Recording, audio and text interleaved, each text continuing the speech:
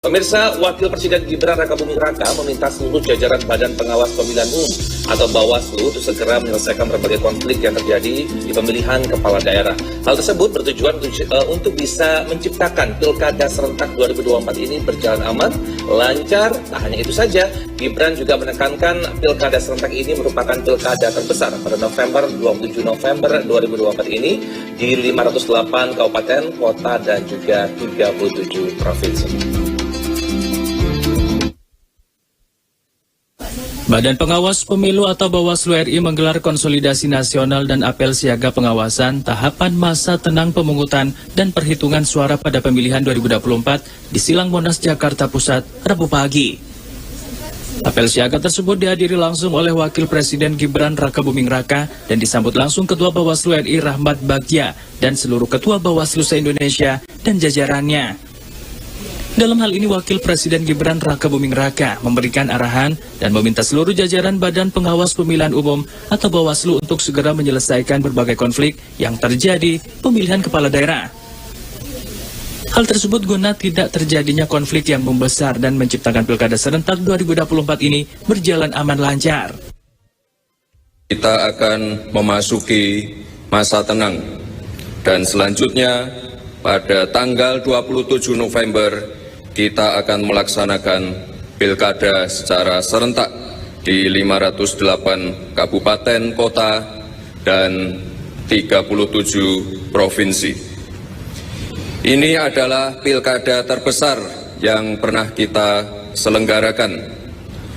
Oleh sebab itu, kita harus mendukung penuh pelaksanaan Pilkada serentak ini agar prosesnya berjalan baik dan lancar, sehingga masyarakat dapat memberikan hak suaranya dengan aman, nyaman, luber, dan jurdil.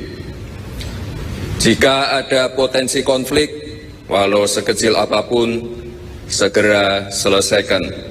Jangan sampai membesar dan jangan sampai menimbulkan korban jiwa.